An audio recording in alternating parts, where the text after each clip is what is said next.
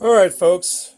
This is the video, the only remaining surviving video of me touring with Ed and Lorraine-Warren, the authors, the ghosts, investigators, the demonologists, the psychics. Uh, they toured around America and elsewhere and investigated internationally as well, releasing a few books, and later, after they passed away, movies were made on some of their investigations, as you may know of. And um, and I one year in 1998, I contacted them right around the same time I discovered them a year earlier, and then I don't remember quite how. I was in my late 20s at the time, and they invited me to their house to to try out for them because they were looking for like an opening act, and I was a poet and original poetry, and I tour with them. And I tried out right in their own living room, right in front of Ed and Lorraine. Nobody else was there. It was just me and them two. And then they showed me around the Notorious House Museum, and I saw the Annabelle doll long before it would have become a movie. It was just a Raggedy Ann doll, but and this what we have here is my girlfriend at the time, Heather.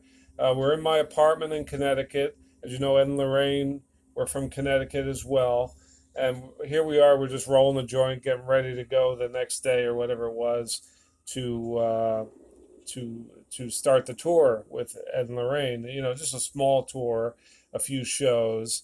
They're both passed away now, as you know. So here's Heather. What are you going to use that for? Are you going to use it tomorrow? For evidence to bust you. Are we going to have sex? Yeah. Are we gonna have sex? I've never even seen any of this video, but yeah, she was a sexy beast, that little woman. But we were like fire and ice. We would just argue for the sake of arguing. We weren't too compatible. But so here we are looking around my room, black candles, pumpkins, and it wouldn't even have been Halloween. That was just how I lived back then.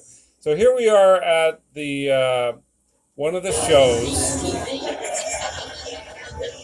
That's Heather right there, the girl you just saw earlier. That's maybe there's Ed, I think. So this is a big gathering. It was a dining. You know, you paid for a table, you paid for a plate, and they discussed their investigations and showed video of evidence that they collected.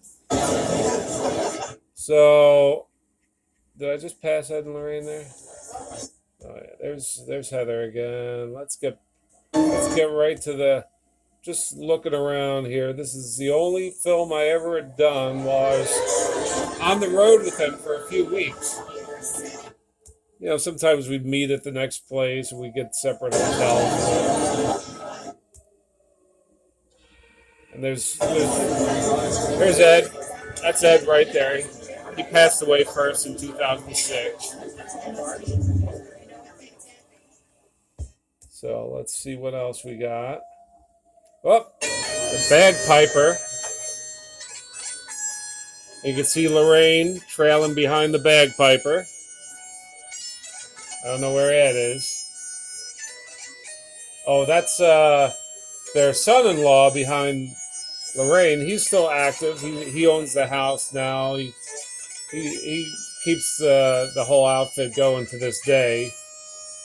Um, so let's get past that. And there's Ed and Lorraine's son-in-law talking about what's about to begin. Anyway, I'd like to introduce myself first. I'm Tony Sparrow. I happen to work with Ed and Lorraine-Warren. Tony Strata. Maybe he didn't marry their daughter yet at that time. This was 98. So here's Ed and Lorraine over here, I suppose. I don't know. Okay, so what we're going to. So First, we got Beanie Babies. We're going to raffle off at 7 o'clock. we're gonna raffle off Beanie Babies. That was a big thing in the late '90s. Beanie Babies that we're going to raffle off. Now it's Pops. You know, it's just always something. T-shirts from our society. I'm just fast forwarding to the meteor But parts. first, before we eat even, I think what we'll do is we'll have, I got this, somebody paid me $20 to read this. And now for our first show, The Deep Dark Presence of Horror Talent, Renard, Keeper of the Crypt. So Renard, come on up. So this was my first show. And I didn't record the others, I just recorded this one. Because nobody had smartphones at the time. I'm proud to do this for such a noble and worthy cause. So it was a fundraiser as well. I don't remember what. With a piece entitled The Grim Grin. So I'm just going to let this play because that's what this is about. Nanny smiled from the coffin where she lay. Nanny grinned at the mourners passing by. But Nanny's dead, and so I wonder why. Nanny smiled from the coffin where she lay. I couldn't understand, however hard I tried, why Nanny grinned at the mourners passing by. I'd asked my grandpa, who is old and wise, why Nanny would grin at her own demise, to smile in the face of teary eyes. Grandpa spoke of a tall, thin guy, and of what he does once you die. How he strips you bare, then shaves your hair, and guts you like a fish. He drains your veins, then steals your brains, and settles them on a dish. He'll cut your nails, he never fails. He'll dance on your entrails. Then he'll sew you up, and dress you up, in top hat and tails. But last of all, so not to disgrace, he puts a smile on your face. Well, this to me, I guess you'd see, would strike me by surprise. Just then Grandpa swore to me this was not a pack of lies. So this is why Nanny grins at the mourners passing by. But just as I was beginning to believe that it was truly not a lie, to my shock and disbelief, I had seen Nanny wink her eye. Thank you.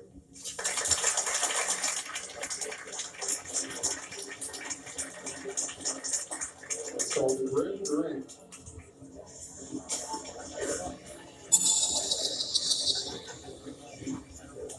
This I call the dealer of deceit. And then we made it.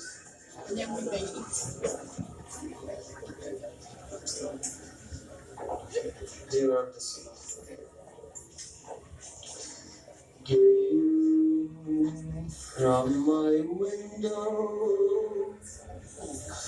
down among the graves, see the soil parting from where my mother lay.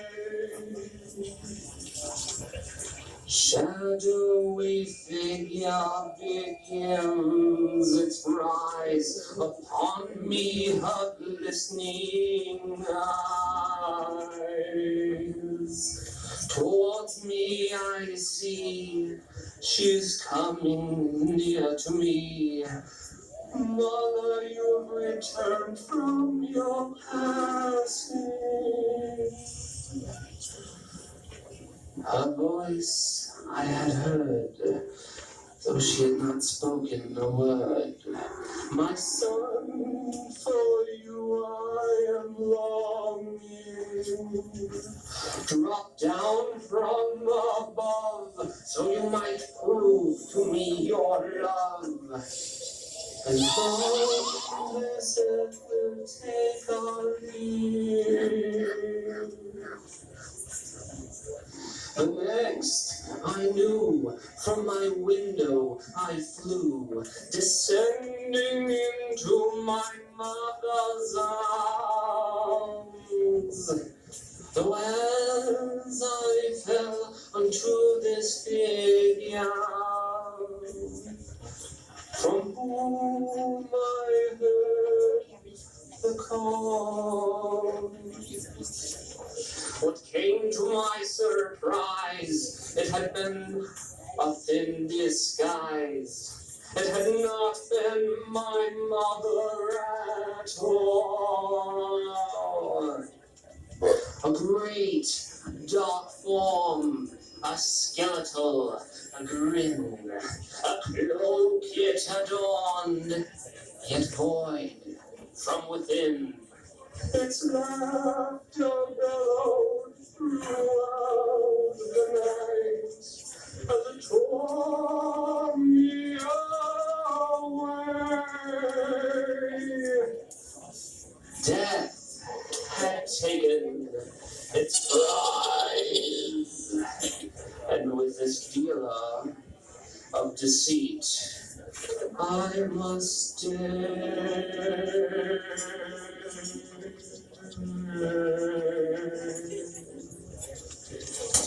Thank you.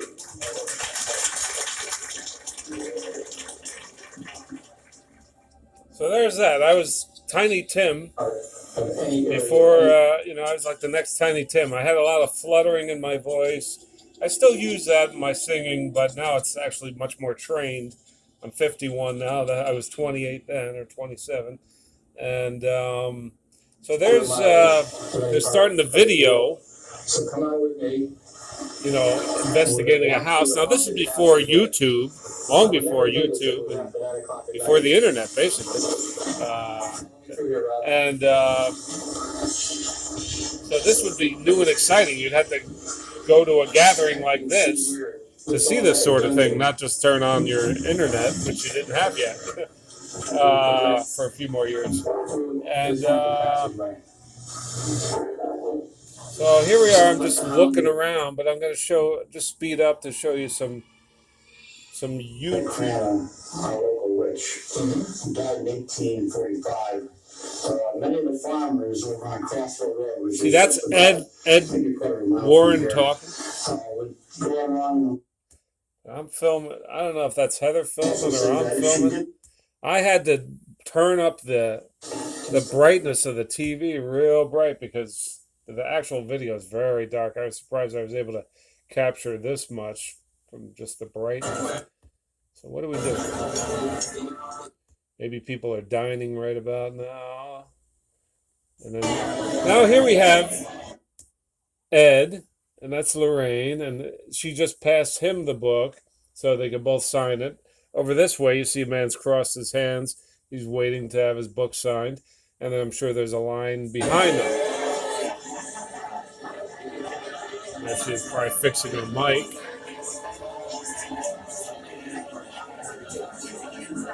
There's the line.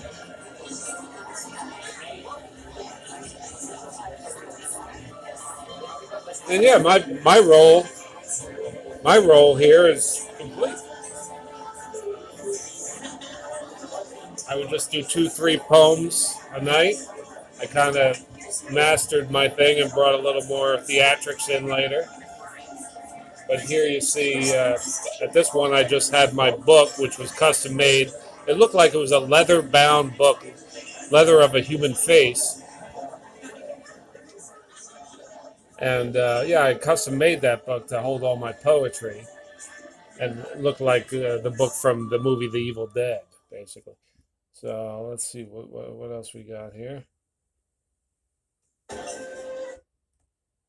Some nice relaxing dining music. We've just had dinner and now we're waiting on dessert and further entertainment by either me or the Warrens. But certainly some bagpipes will be in the near future. Wow, you hear my voice? This is the first time I'm watching this since forever. I just dug this stuff up recently. So that's it. I think that's... Oh, no. What else we got? Pretty sure that... here's Lorraine explaining some of her stuff. but I didn't feel what Ed felt at that time. I listened to police officers who more or less told their story about this man who was a joiner in England. A joiner is like a carpenter in this country. So I'm not going to go through all that, but the picture's not very good here. It was a darker. That is where he would feel the pain. I just wanted you to be able to see them too as well. I began There's bugging Ed my again. husband, and I mean bugging him. I had no thought at the time. I was young, dumb, and full of cum, and I forgot to do any footage with Ed and Lorraine. I got some photos, but that was it. Right, the next thing you're about to see. You hear that Pink Floyd? You hear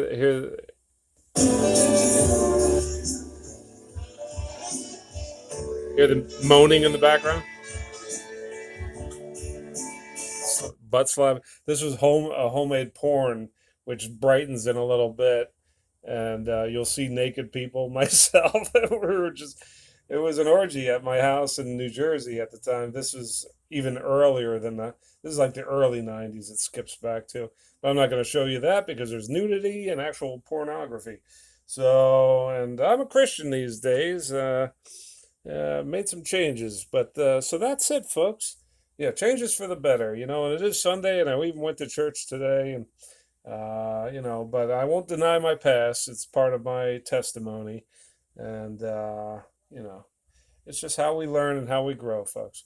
So keep learning, because even after this life, you go on learning, and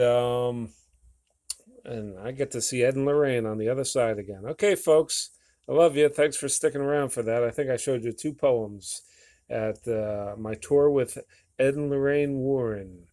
Ooh. Goodbye.